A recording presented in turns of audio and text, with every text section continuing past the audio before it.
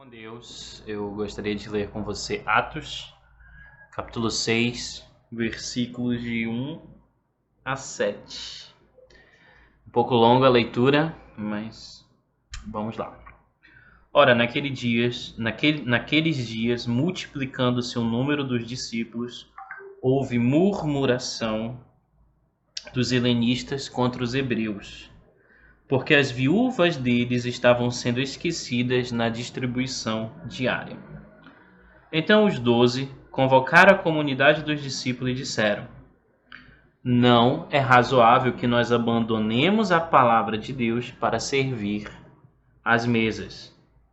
Mas, irmãos, escolhei dentre vós 7 homens de boa reputação, cheios do Espírito e de sabedoria, aos quais encarregaremos deste serviço. E quanto a nós, nos consagraremos à oração e ao ministério da palavra.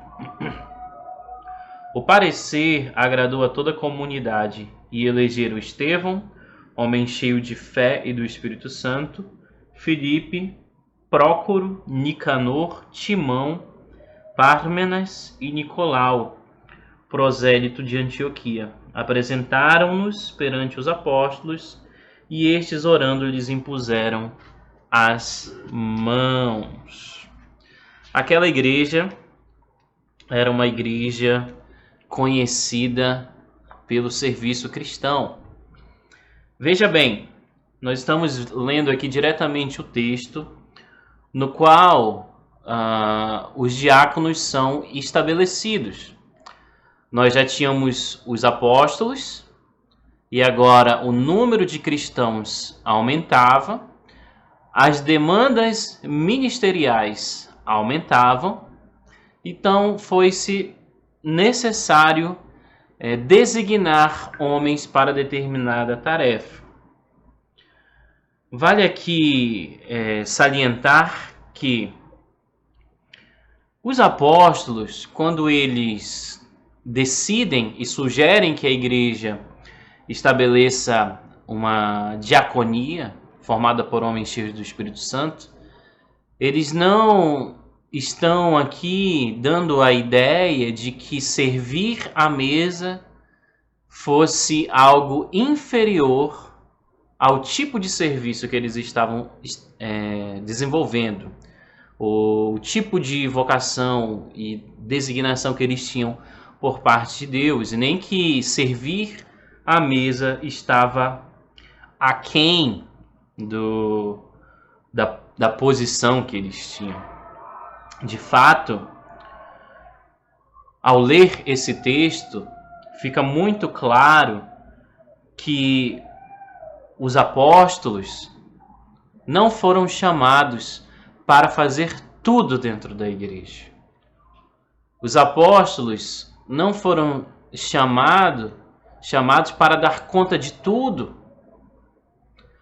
E naquela ocasião, a igreja se multiplicava, os discípulos cresciam, o número aumentava e as demandas se tornaram cada vez maior.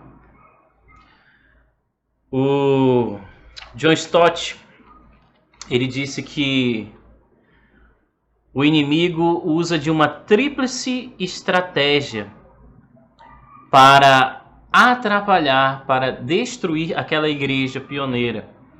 Ele diz que a primeira estratégia dele foi o uso da perseguição. Ele tentou esmagar a igreja pela força.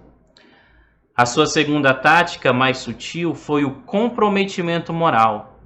Não conseguindo destruir a igreja de fora para dentro, ele tentou corrompê-la por dentro com a trama que a gente vê em capítulo 5, com a trama de Ananias e Safira. Quer dizer, Satanás tenta atacar a igreja de muitas formas, trazendo perseguição, opressão, não alcançando vantagem, ele tenta ruir o coração dos irmãos, desestabilizando a comunhão e tentando destruir a igreja de dentro para fora. E uma terceira estratégia que Satanás usa, e a mais sutil de todas, é a distração. Veja bem, a distração social naquela ocasião tentou desviar os apóstolos de suas tarefas prioritárias de pregação e oração. Se Satanás tivesse obtido sucesso e os apóstolos tivessem desistido de pregar, uma igreja ignorante ficaria exposta a todo vento de falsas doutrinas. O que eu quero trazer aqui como reflexão para nós hoje? Aquela igreja era uma igreja conhecida pelo ministério. O ministério apostólico, o ministério diaconal, o ministério missionário. E a palavra no Novo Testamento para designar ministério é diáconos, serviço, serviço ou ministério. Então, o cristão, a exemplo do Senhor Jesus Cristo, ele não veio para ser servido. Ele veio para seguir e imitar o seu mestre. Ele veio então, ou ele deveria imitar o seu mestre, que veio não para ser servido, mas para dar a sua vida em resgate de muitos, como bem esclareceu Marcos no capítulo 10, versículo 45. A questão então não é o equívoco que muitos cometem de achar que ministério se restringe ao ministério pastoral, ou ao ministério de música, ou aos tipos de ministérios onde há certa proeminência diante da congregação. Pelo contrário, o ministério é servir. E a única distinção que há entre um ministério e o outro é a categoria de cada ministério. Porque o ministério pastoral ainda é um serviço. O ministério diaconal ainda é um serviço. O ministério infantil é um serviço. Nenhum é mais importante do que o outro. Mas porque os pastores não foram chamados para fazer tudo, Deus concede à igreja dons e talentos para que na dinâmica do ser igreja todos tenham algo para fazer, para cooperar com a obra de Deus, para glorificar o nome de Deus, mas também para servir de tal forma que a igreja cresça, para que a igreja amadureça, para que a igreja se desenvolva. Então eu quero aqui trazer a reflexão e chamar a sua atenção para o fato de que Deus chama todo o seu povo para o ministério, para a diaconia.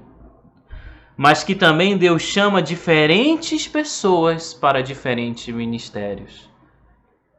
O ministério que você desenvolve, não sendo pastor, não é menos importante ou coopera menos do que o ministério pastoral.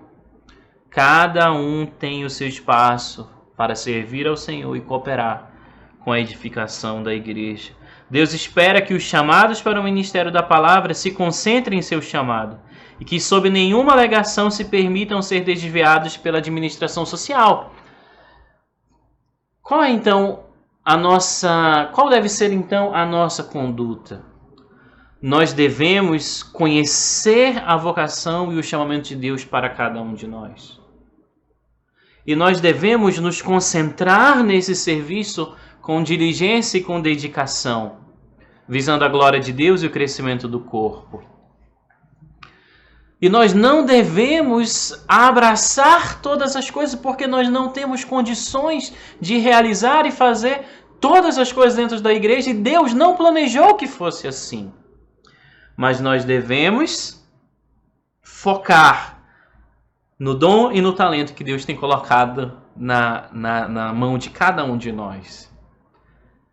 Para que a tarefa seja dividida, para que alguns não estejam exauridos enquanto outros estão de mãos vazias sem servir. Não. Nós devemos então trabalhar, ensinar e instruir biblicamente de tal forma que cada um conheça a vontade de Deus para si, o dom espiritual que Deus concedeu para si, e os talentos, e então comece a se dedicar exclusivamente ao Senhor, a partir daquilo que o próprio Senhor deu para o cristão. E a pergunta que fica aqui então: temos servido de maneira dedicada e eficiente ao Senhor por conhecer nossos dons e nossos talentos? Temos a consciência de que não podemos fazer tudo dentro da igreja, de tal forma que a gente se alegre com a nossa parte, se alegre com a nossa medida e também se alegre com a quantidade de irmãos com dons e talentos que estão junto conosco servindo ao Senhor, de tal forma que a gente não crie um ambiente competitivo, que a gente não crie um ambiente onde os conflitos surgem por conta de egoísmo, arrogância e vanglória? Qual é o seu dom? Qual é o seu talento? Se você não conhece, ore ao Senhor e busque uma maneira de servi-lo. E some a sua comunidade local e se una à sua comunidade local, junto com aqueles que já estão também servindo e se dedicando ao Senhor. E seja consciente de que você não deve ser negligente com o seu dom e com o seu talento, deixando então de cumprir eficientemente aquilo que Deus quer de você por acreditar que você é a solução de todas as coisas e tentar abraçar e fazer todas as coisas a partir de você mesmo. Não. Delegue, divida, inclua outras pessoas, que criemos um ambiente saudável de tal forma que Deus seja glorificado e a igreja seja amadurecida, edificada e cresça para a glória do Senhor. Que Deus te abençoe e que você possa então orar, se ajoelhar, pedir iluminação do Senhor, erguer as mangas e buscar uma vida de serviço e dedicação, porque aqueles irmãos eram conhecidos pelo serviço. E esse princípio e essa característica, esse distintivo, ainda é requerido do Senhor no que diz respeito à sua igreja espalhada pela terra.